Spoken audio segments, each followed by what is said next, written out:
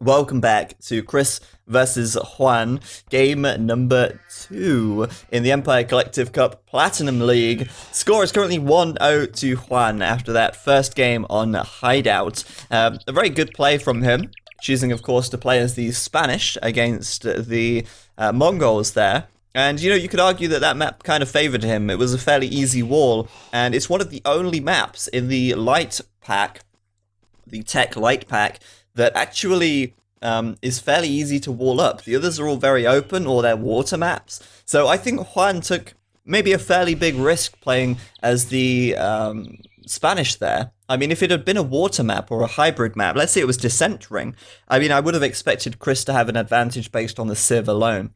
So I guess maybe the gamble paid off for Juan, and he got himself a nice victory in game number 1 there. But obviously, that's all done. That's all done and said. And we're now going into game number 2, which is Chris's home map. Game number 2, the loser of the first game gets to choose this map.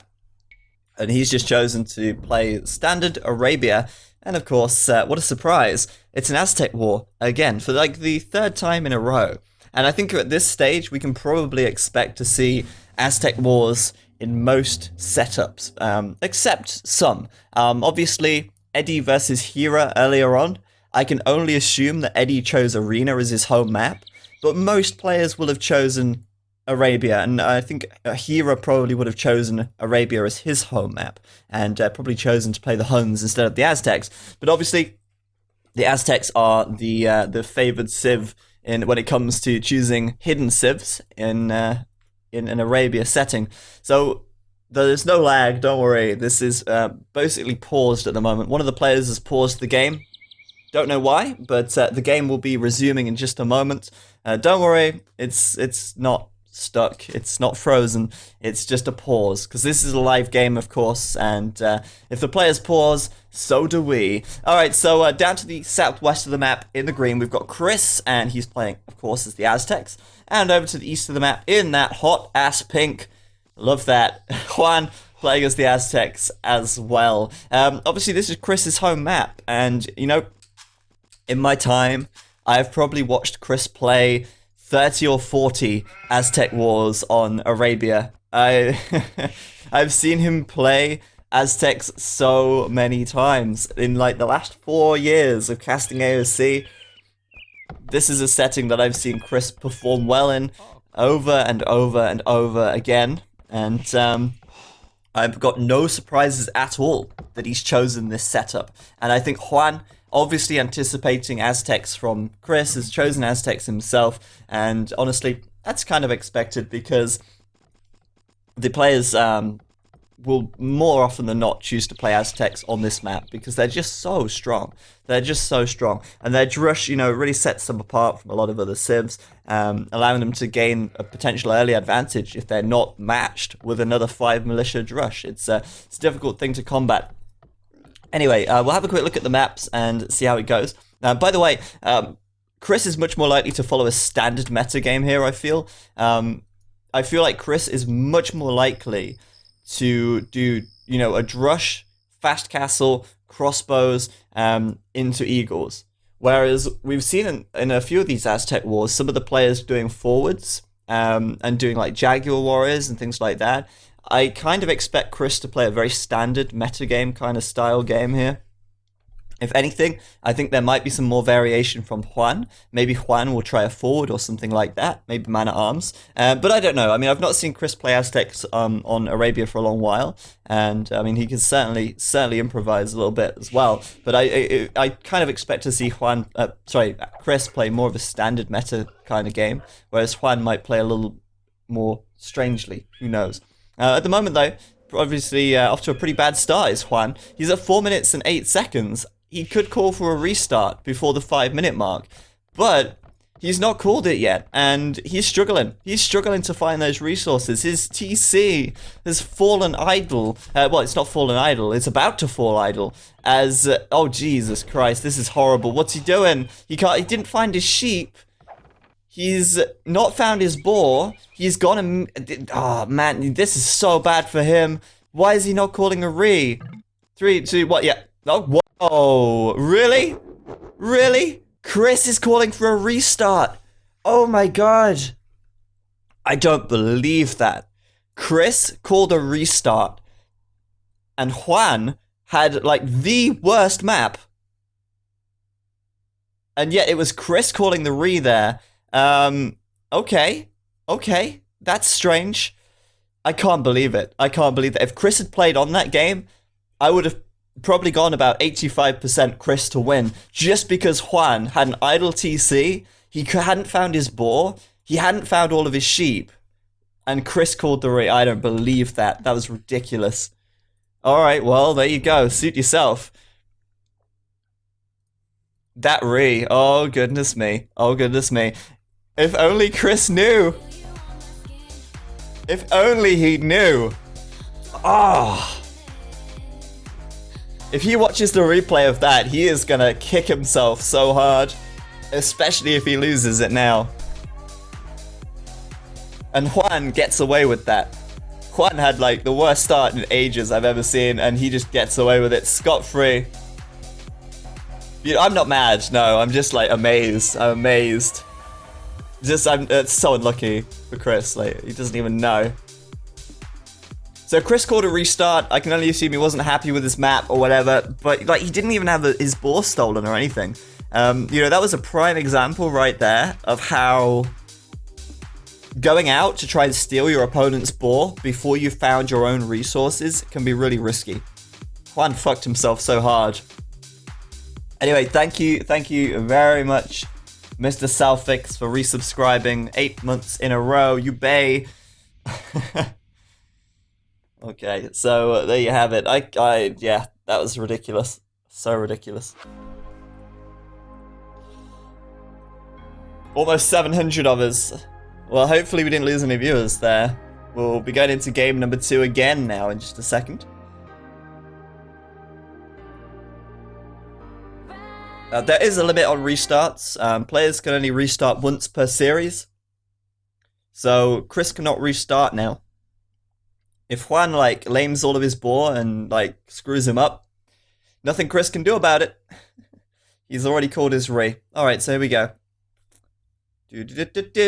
In game, and we're here. Okay, guys, so welcome back to Chris versus Juan. This is game number 2 in the Empire Collective Cup Platinum League. Chris just called a restart, and it was the most ridiculous restart I've ever seen because, I mean, little did Chris know Juan had screwed himself over so bad. His TC was idle, he hadn't found his boar, he was missing sheep, and Chris was absolutely fine, really. I mean, other than a potentially bad map, other than that, he was absolutely fine. He was ahead of Juan in every way at that stage, but he called to restart, and we're now obviously going back into game number 2, the restarted game number 2, and Juan, you'd think he'd have learnt from his mistakes, but no, this time around, Juan is going to strike the jackpot, potentially. Well, okay, maybe not. Okay, maybe he's not going to strike the jackpot, because look at this right here. His boar. Well, Chris's boar. It was right there. He just glanced past it, and now he's going to get into a fight with Chris's Eagle Warrior, and Chris is going to get the upper hand, which basically means that Chris could have, if he'd have chased that eagle down, Chris could have stopped the boar being stolen.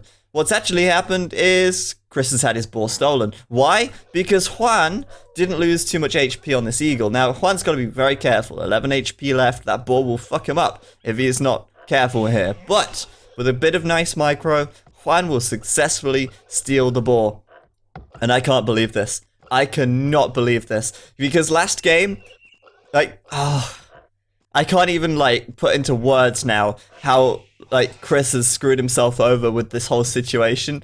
So now Chris has had his boar stolen, and he can't call a restart, because he just called a restart in that last game. The thing is, last game, Chris didn't even have his boar stolen. Chris was light years ahead of Juan in every way, and yet now, Juan, the same ballsy strategy that he just played, has grabbed himself a boar. He's got his Eagle Warrior back home in time for tea. He's found his 2 boar. He's found all of his sheep, and Juan is off to what last game was a horrendous start. Now it's about as good of a start as you can possibly get. Not to mention the fact that Juan has an insanely good map. Like, this map is so good for Juan in so many ways.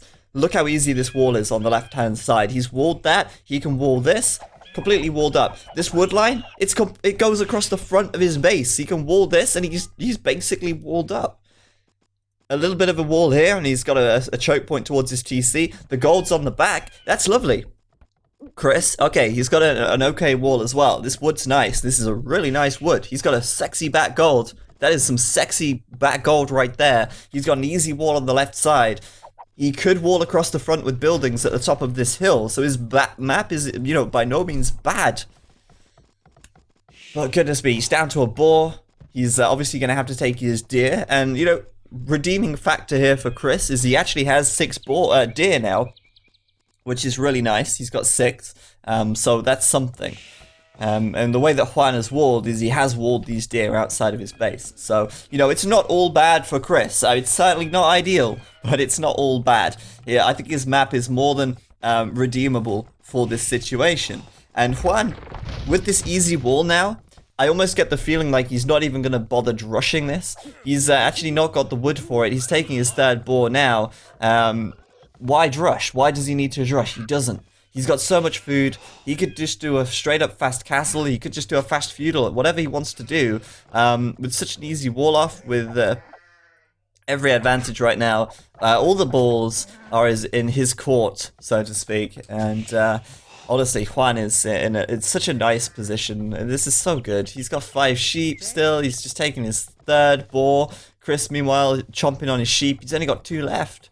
And there's that barracks from him. And last game, what did we see last game? If you guys cast your mind back to that hideout game, we saw Chris do a drush. And what did Chris do with that drush? Well, nothing, because Juan fully walled. What is Juan doing? He's walling up. And if Juan completes this wall before the drush makes it over there, which is probably going to happen at this rate, good luck to you, Chris. Good luck to you. Chris, though, Juan actually building a barracks, though, so maybe he'll go ahead and actually build some militia anyway, just to defend himself. We'll see.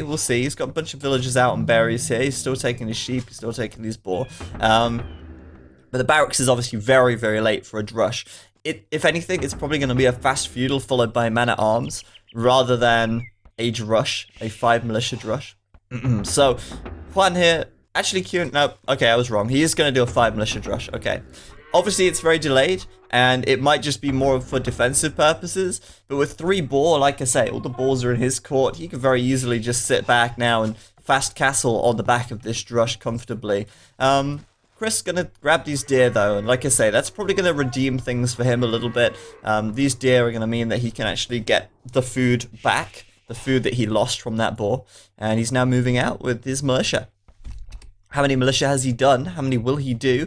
Well, it doesn't seem like he's going to go for the full 5 at the moment. He's sending 3 out on the front to see what he can find. Bear in mind, Chris has actually killed Juan's scout here. He killed it right here under the TC. So, he's technically got the advantage when it comes to drushing. But Juan's already walled up, pretty much. He's got 5 militia out. And Chris, if he was to do 5 militia, yeah, he'd have the advantage. But he's only doing 3, so...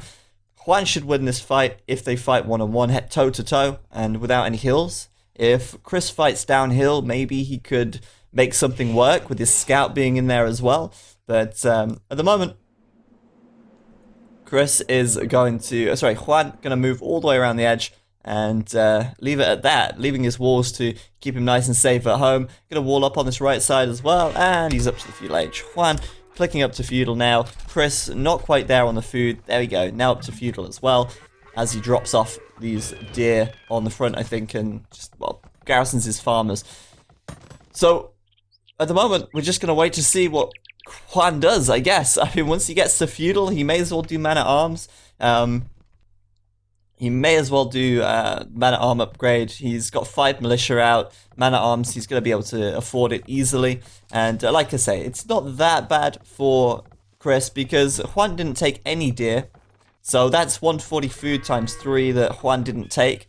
whereas Chris took 3 deer, and although he lost a boar, you know, that makes up for it in a sense. And like I say, his map's really not too bad either. So Chris is not in a terrible situation by any means, and he's also walled up. He's also safe and sound back at home. And like I said in the last game, Chris is probably more likely to play a standard style metagame build than anything else, and I expect once we get to the fuel age, we'll see what happens next. I anticipate he'll go for an archery range and a blacksmith and then proceed to fast castle. That's what I assume. For Juan, he could play a little differently. He could do the man-at-arms upgrade, but at the moment he's not doing that. He's doing an archery range. Seems like he's going to do a blacksmith as well, and we'll go from there. But there's the blacksmith, there's the range from Chris, and he's walled his gold miners in as well. So the fast castle is teal for Chris right now, and we fully expected that. Bear in mind as well that Chris has also saved some resources here. Obviously Juan made 5 militia, Chris only made 3, so that's 120 food saved. So Chris here, 650 food. Juan already up to the castle age though, and he didn't waste any time getting a man-at-arms upgrade or anything like that. He went straight up to castle and took that food advantage and ran away with it. Looks like he's going to get a little cornered in here, and these militia from Chris should win if they fight, because Juan has a little low HP on these militia here. Gonna get a few shots in, and he's gonna kind of fight uphill a little bit, but yeah, that should be a win for Chris, we'd assume, as he kind of takes a little hill. Maybe, it's gonna be close, but yeah, Chris has cleaned that up. Comfortable, clean, and easy for now. Chris with a great score lead as well, actually. So, you know, he's really looking quite solid at the moment, and what seemed to be at first a very, very bad start for Chris has certainly gone fairly swimmingly for him so far. Juan a little further ahead with the eco upgrades. He's also doing fletching now. He's doing horse collar. But yeah, Chris is going to catch up pretty quickly with that as double bit axe comes in and fletching for him also. At the moment, Juan then is 2 archery ranges, unsurprisingly, and Chris will be also on 2. So it's going to be fairly standard meta for both of them at the moment. 2 range, aggression, and this is the first Aztec war that we've seen that hasn't been completely dominated by some kind of forward play or forward aggression. I mean, all 3 of the Aztec wars we've seen so far have basically been that. Whereas this one is much more standard. This is much more, like I said at the start of the last game, following the meta, in my opinion.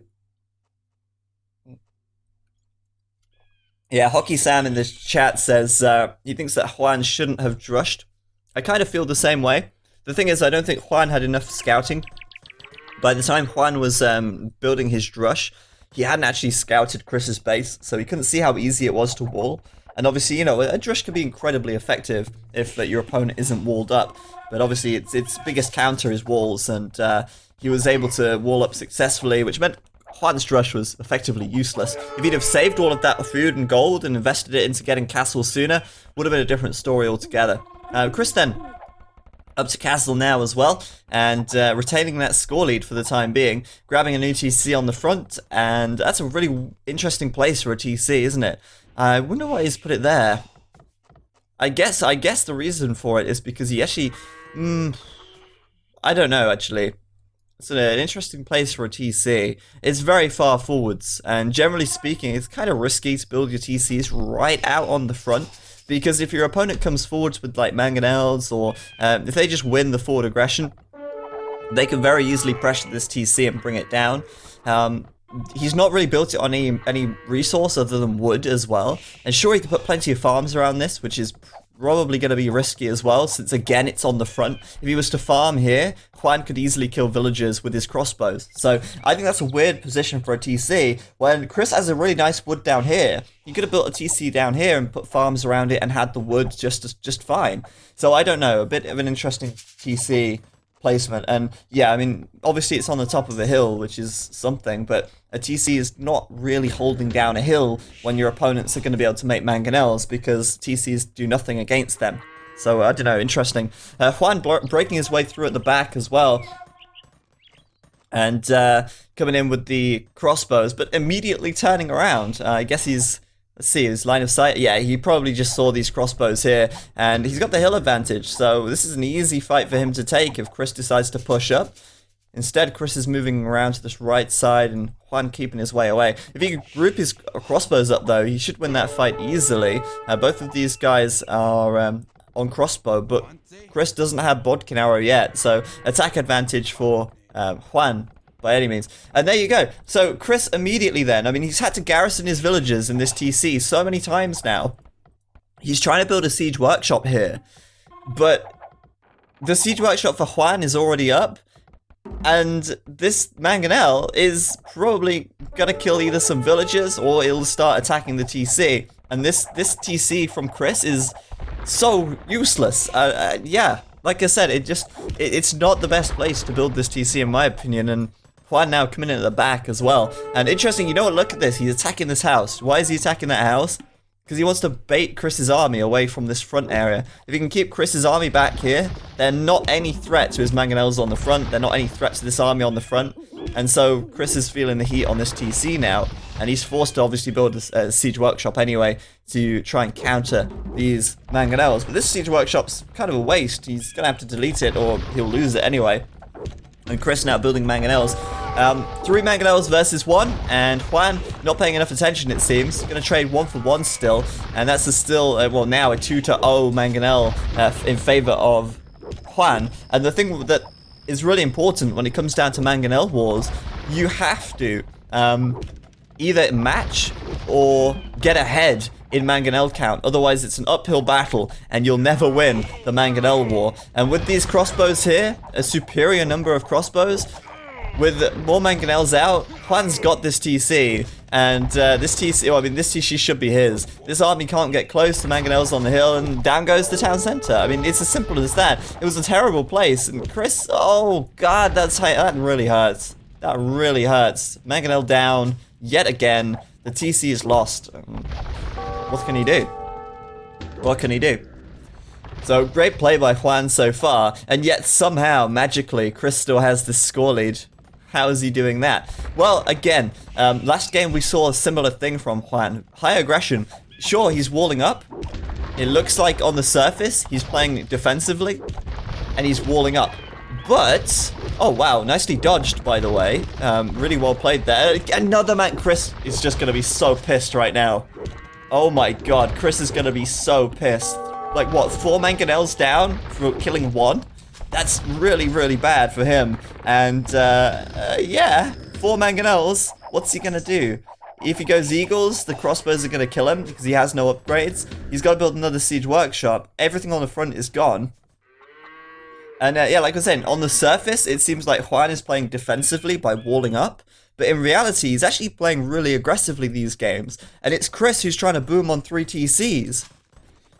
But, my god, I mean, if I was Chris right now, I'd probably punch the screen. I get so salty when I play AOC. 4 Mangonels to none, and Chris now trying to build more, but he's losing a lot of map control. Like I said right at the start, what was that TC placement? It doesn't make sense to me. And now, of course, this next TC going to be under fire pretty soon. He's going to lose this archery range in a second. And it's a real good... This is going to be a massive uphill struggle for Chris from this stage.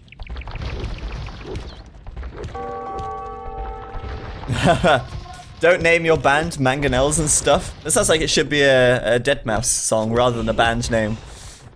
But anyway, 2 Mangonels out from Chris, 4 for Juan. He's just got to sit back now. He's got to admit that these archery ranges are going to go down.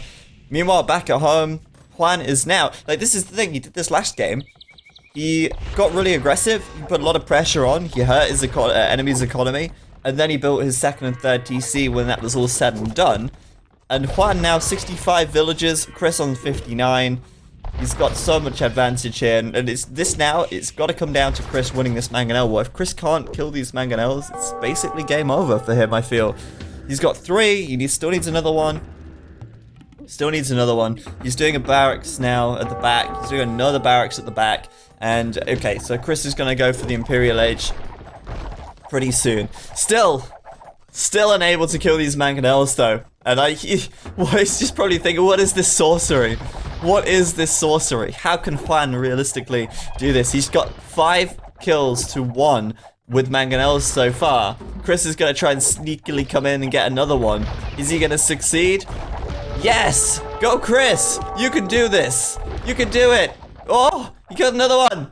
Ah, yes, Chris, he's turning it back around! That's another mangonel, boys! And it's 1-1 now. Alrighty, there we go. Chris finally finding the way of the warrior, finally finding that last scrap of micro that he had hidden inside of him there to manage to finally repel this. But still, I mean, Juan's not just gonna go away. Like, he's not just gonna go away. He's not done yet. He's still got a mangonel here. He may as well be annoying with it. But yeah, Chris, so little space right now. He only has access to 1 gold, and people in the chat yelling, come back, come back, come back, Chris. Can it be done? Well, he is on the way up to the Imperial Age, as is Juan any second now. Juan is looking very, very strong in economy. He's got 74 eco versus Chris's 61. But Chris with the Imperial Age advantage of about a minute, which is actually no more than a minute. It's like a minute and a half, which is actually pretty nice. And this is a position that Chris can come back from. Like, it's not over for Chris yet. It's certainly not gone well so far, but it is not over. The thing is for Chris here, he has to get more gold, and this main gold is pretty saturated. It's fairly low. He has to push out. He has to take map control. And I think what Chris needs to do as well is get a 3rd TC up at some point soon, because he can't, unless he can hit Juan's economy hard, he's gonna struggle here. And okay, so he's gonna lose this wood line on the left side as well. But like I say, if he can't hit Juan's economy hard and quick, hard and fast, that's how he likes it. If he can't do that, then Chris here is gonna fall behind very quickly in eco, and it doesn't matter if he's imp first, Juan will very quickly catch up, kind of thing. So Elite Eagle coming in for Chris now. And as expected, playing a very standard meta kind of build order. He's pushing out with the Eagles. He's gonna want to clean up this. If he can get 3 mangonels now, that would be pretty huge, because obviously that would about draw things level. But Juan forwards on the front with these barracks, and Chris knows it. Once he sees this on the front, once he sees these barracks and stuff, he's gonna be like, oh crap! He's got about 30 seconds now. 30 seconds to go and kill the entirety of Juan's economy if he wants to really pull himself back into this game. Is it going to happen? Well, probably not. Because as soon as he leaves this area to go to Juan, first of all, he has to bust through some walls or find his way in. Secondly, Juan's now imp. He's going to pull out his own Eagles any second. But okay, he's making his move. He's going to go. He's going to try and find those villagers. He's on his way over. Juan, Elite Eagle on the way, and the clock is ticking down, and probably the worst thing that happened now is Chris is pop blocked, so no military production, even though it is queued in these barracks. Alright, so he's gonna try and kill some villagers. How many does he have to kill? Probably about 25. He's got to kill 25 vills. Juan walling up, he knows what's coming his way, and like I say, he's got to find his way through. Is he going to find his way through in time? Probably not, and I hate to say it, but probably not. Juan, though, sitting inside these barracks, looking pretty outnumbered right now. Chris has got 30 military out. Sorry, Chris has got 50 military out. Juan got 30 out. He's trying to get the numbers in, maybe trying to out-tech Chris pretty quickly here. And Chris starting to take a lot of stone on the right side. Now, Chris, if he gets up a 3rd TC now and goes for a castle, this is going to be solid, in my opinion. Juan doesn't seem to be taking any stones, so we won't see Garland Wars from him for a little while. But he's certainly going to be able to keep Chris out of his base for a while, which is more than we can say for Chris here. If Chris loses this fight, then he's not going to keep Juan out of his base. Juan, 33 military. Chris, 56. Chris holding on to the front now, and I like this. Chris is doing a really good job of, well, pulling this game back. We can certainly say that much. Barracks down on the front, but Juan continuing to wall this up. I think the real difference, though, is sheer number of economy units out here. Juan seems to be in pretty quick retreat, though, which is surprising, as you'd think he should have a big advantage right now. In actual fact, the population count is similar for both of them. Both of them about 130 pop, with Chris having a much larger military. Juan's still 30 villages ahead though, and this is why I think Chris might be worthwhile for him to actually get that third TC up eventually. But obviously right now the priority is really on just getting mass elite eagles out, getting the upgrades. And he is getting there slowly but surely. This stone will be going into a castle. And with the castle, he is going to be able to get Garland Wars and get the advantage there. He's going for Blast Furnace now for +4 attack. Juan going for +2 attack. He's already got +2 defense. And Chris, he's retaken some map control. He's taken that gold. And he has pulled this game so far back. This is fantastic from him. Like, Combat King. Combat Chris, the Combat King, as he gets the score lead here. And this sheer number of military is just working well. The thing is, like, this is what I feel right now. Because Juan has this bigger eco, even though at the moment he's got more military, he should be able to outproduce Chris. He should be able to. And he should be able to actually get the Eagle Warrior advantage pretty soon. He should be able to out-tech him pretty soon as well. Right now, Juan, look at that. 700, 800 food, 800 gold. He's got to have more production. He's got to have more resources available for upgrades. You'd think. He's doing Blast Furnace now. That's a win for Juan on the front. And you got to bear in mind some of these numbers for Chris are made up with crossbows at the back, which are doing very little damage here. About 10 of this military are Chris's crossbows. Who's going to win this fight? Looks like Chris might just come out on top as he brings some reinforcements in on the right side. And once again, Chris now with 20 more military units. A good win for him. That +4 attack. Obviously helping things out a little bit here. And the reason why he did +4 attack rather than +4 defense is that actually gives him an advantage against other Eagle Warriors. Because +4 defense is +3 melee, +4 pierce. And because these guys do melee damage, it means that Chris is doing 1 additional damage here versus Juan. In fact, he's doing 5 additional damage, I think. No, 3. I can't do maths. Help me. Help me. Now, basically, Chris's army is a little stronger at this setup, but obviously that's pretty closed. That's closed now since Juan has got +4/+4 and Chris has also now got +4/+4. But during that fight, Chris had the advantage because he had +4 attack instead of +4 defense. Or +3 defense, I should say. There's the castle from Chris, and that's a great location. It's going to cover the gold. It's also going to allow him to get Garland Wars here. Where's Juan's castle? Juan, where's your castle, bruh? Where's your castle? He's not taking any stone. He's not going to be able to build the castle at this rate. Okay, he's taking stone on the front, but very slowly. Very slowly. Military-wise, Chris still in the lead. And I'm so loving this game right now. I mean, this is awesome play from Chris. He really is pulling this one back, and I'm impressed. I'm very impressed. Juan patrolling at this gold knows that Chris is probably a bit. Wow, that's a lot. Wow, okay. That's a long way away. That mining camp placed very hastily on this right-hand side.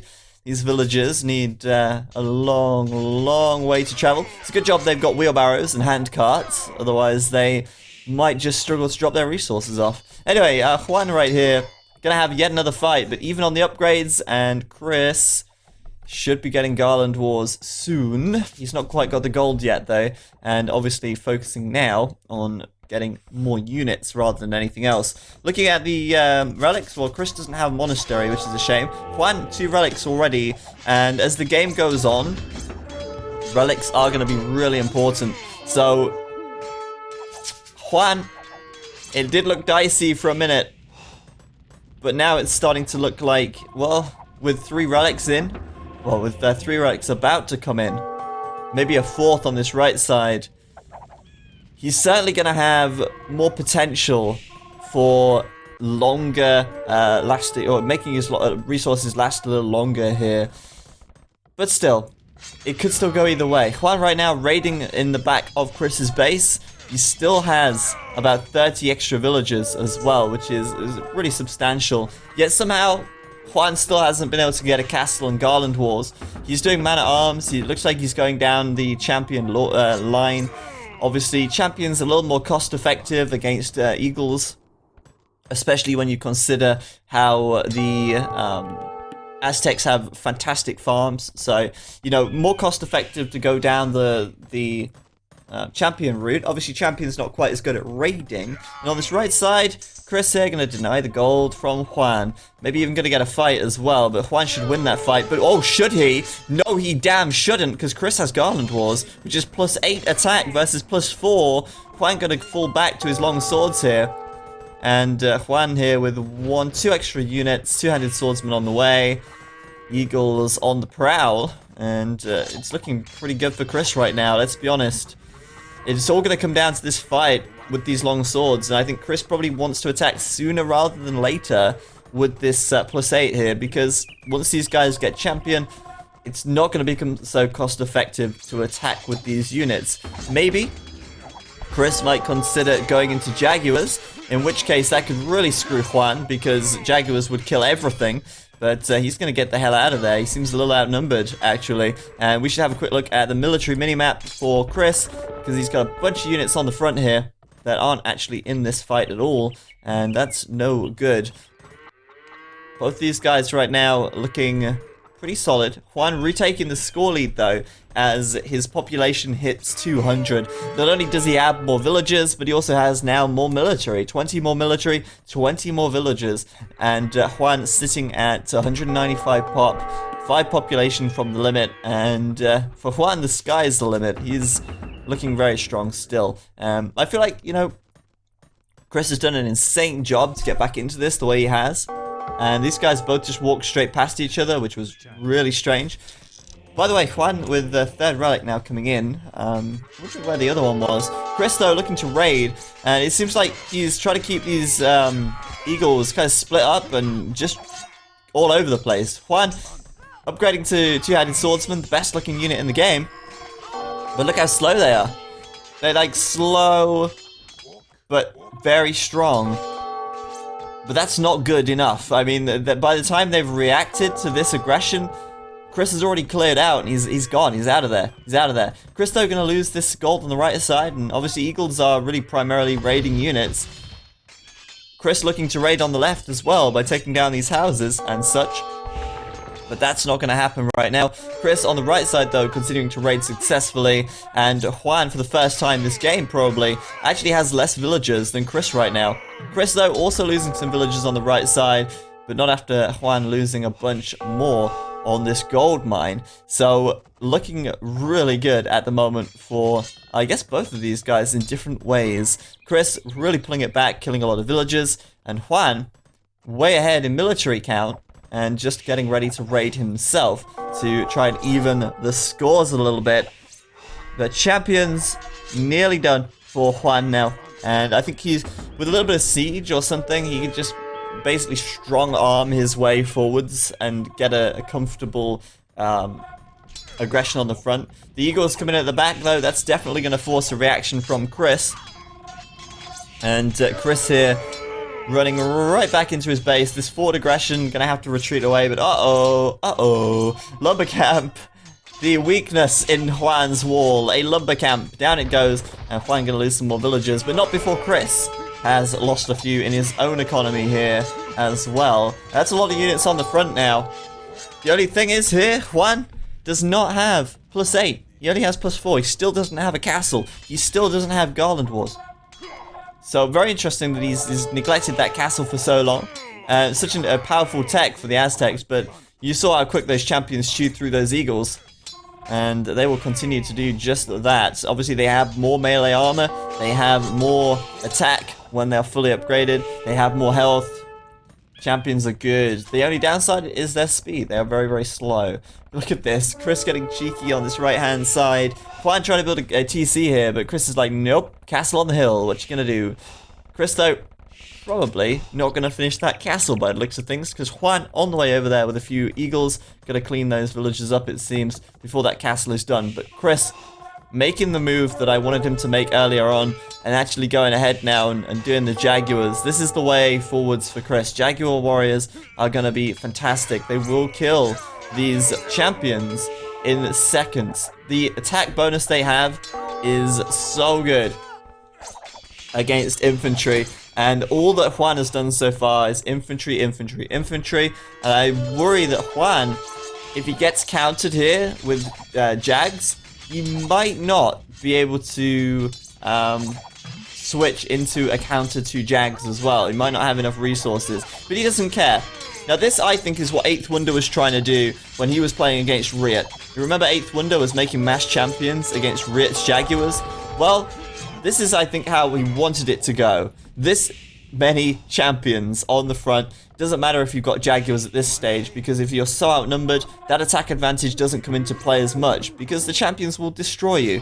Juan, still no Garland Wars. He doesn't care. He's got great numbers, and he's still pushing forwards on the front. He's taking down a castle with his champions. Come on. Chris right now, still doing the Jaguars though, but he's nowhere near the Imperial upgrade here. I mean, the Elite upgrade. And it's a good job as well that Juan has gone into champs, because he's got a gold income left, and that is a big problem. Chris able to secure these extra gold piles, it seems. He's been taking this one here for a while. He's got a castle on this one on the right now as well. So Chris, loads and loads and loads of gold income on the extra gold piles on the map. But he's kind of not bothering to defend his base. He's not really too bothered, it seems. He's just like, right, okay, I'm gonna walk in here with a bunch of champions, slowly but surely gonna just destroy, well, very quickly actually, destroy my TC. No problem, not a problem. But Chris, even without elite Jaguar warriors, he is able to kill these champs very, very quickly here. And, I mean, they are just so good. Jaguars all day, so good. But for now, Chris also continuing to raid. He's looking to find some more villager kills at the back here. And honestly, I think Juan gonna have a bad time. Both of these guys down on 83 villagers, but it's about to get a lot worse for Juan in just a minute. On this right side, Juan's sheer numbers are gonna win the day on this hill. And Chris, where's his military? It's around somewhere. Wow, it's around somewhere. It's fantastic. But Chris, yeah, he needs to get some more castles out if he can. If he can, it would be good for him to get more Jaguars, get the upgrade for Elite, but he just can't afford it. And I think Juan's looking like he's going to win this game right now. But I might still be wrong. It could still go either way. Thank you very much, Stewie2711, for subscribing 3 months in a row. Thank you very much. Much appreciated your support. Okay, so the reason why I say I think, actually, ooh, I don't know.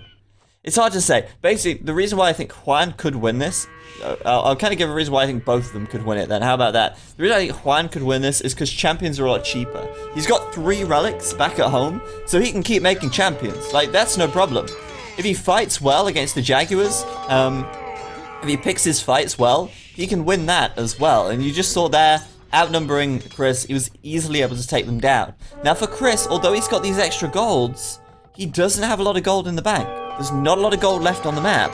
And Chris right now cannot afford to do Elite Jaguar, which is probably his biggest downfall, because if he doesn't have Elite Jaguar, these cheaper champions are going to be more cost effective, I think, for Juan when he kind of comes to attack here. So, yeah, I mean, it's interesting. At the moment, villager count in Juan's favor slightly. Both of them taking huge, huge hits to their economy. But military is still in favor of Juan, and it has been for so long in this game.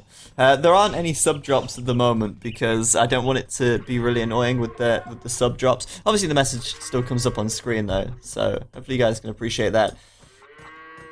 I know Chris still has access to quite a bit of gold. I mean, we can't forget that. And, oh, that could go pretty badly for Chris. Oh dear, oh dear. I mean, not for Chris, but for Juan. The Jaguars there, just overwhelming him. So, I mean, this is the thing, right? If Juan can get a good number of champions together and kill the Jaguars, then he's actually not in a bad position. You can fight them on flat ground and all that stuff. Because, like I said, Chris doesn't have Elite.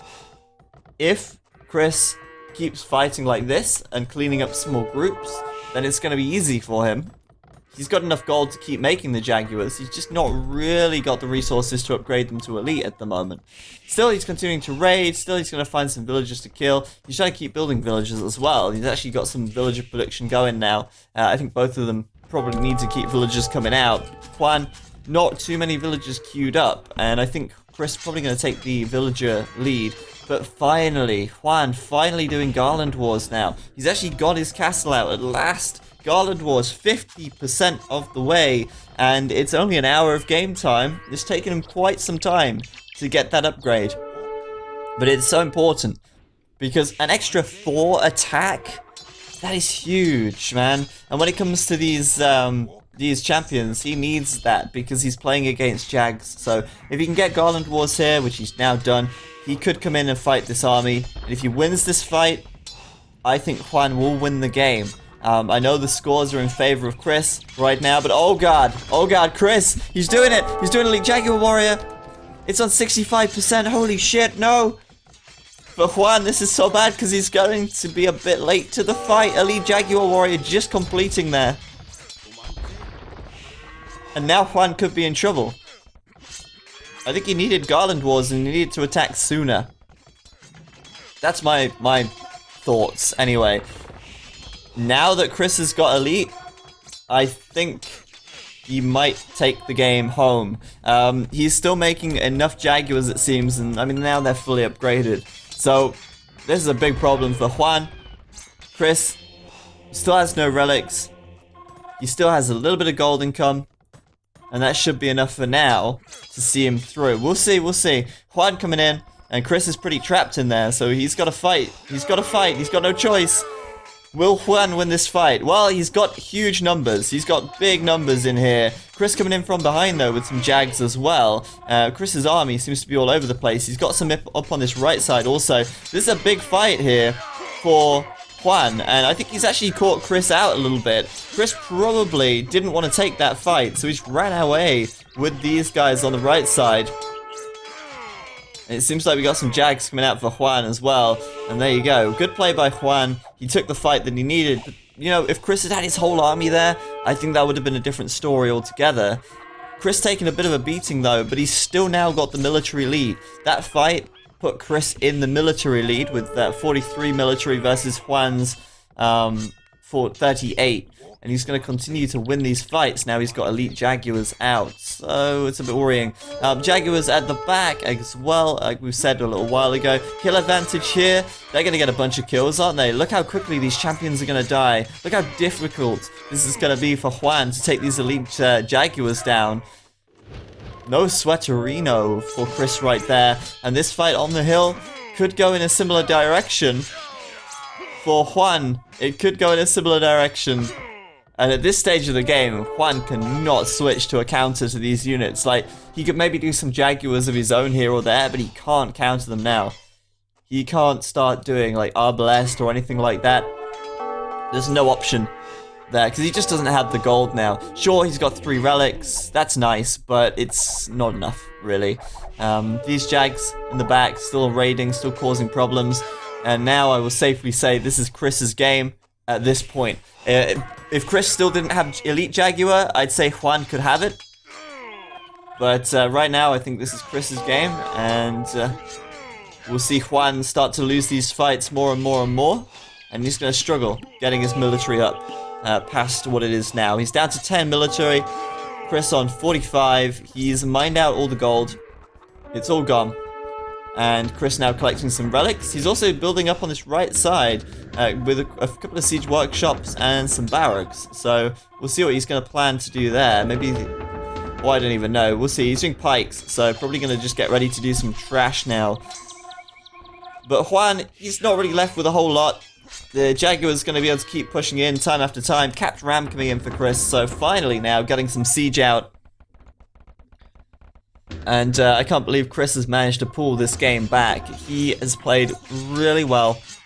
Really very well. And what seemed to be just like such a straightforward win for Juan has turned into a pretty horrible defeat where he's locked in this position but he doesn't really have too much choice about what he can do anymore. He's just got to keep doing champions and hope he can get a good fight. It's not going to happen. No chance. Chris is sitting on like 60 Jags right now. And a few pikemen. There's no way these champions can fight that. Not with only 25 of them. Capture Ram is done, and I expect Chris might even go for Siege Ram. In fact, he is doing Siege Ram. Where is it though? It's over here, back at home. With Siege Ram now, he's just going to basically protect the Rams with his Jaguars, and then just basically ruin everything. He's going to launch a big smear campaign on Juan's base, and Juan is going to lose his TCs, he's going to lose his economy. And Juan can't really counterattack either. He can't go and attack Chris's eco. He's all over the map. Juan probably has, what, a quarter of the map? And Chris has 3/4 of the map right now. Siege Ram done. This TC is going down. And there ain't nothing you can do about it, Juan. So I think Juan probably going to call GG any second now. And that was a really nice game. A solid game from Chris. What looks like, you know, an absolute walkover from Juan has been turned into Chris's amazingly dominating late post-Imperial Aztecs. And Chris, well, I don't know, maybe Juan's going to have one last attempt at this. He's going to regroup his champions. He's going to have another stab at this. He's going to try and get something here. These pikes, no resistance to the champions at all. Did I say, by the way, he might go Halberdier? Of course he won't go Halberdier. Aztecs don't get halbs. I don't think I did say that, but yeah, look at that army. It just absolutely melted away in a matter of seconds there, and Chris gonna get the win. Juan there in the chat saying he thought that Champ was good. Seems not. Champs are fantastic. Aztec champions are great. Jaguar warriors are their arch nemesis, and they really tear through them. Just like what started out there as about 60 champions was reduced to like 5 in a few seconds. It's just how good Jaguars are. And Chris, he got the win. He got the win. So good. And that's such a great game. But we're going to come back out of this. The players might want a short break here, but it is 1-1 now as Chris gets his second or first point on the board at the end of game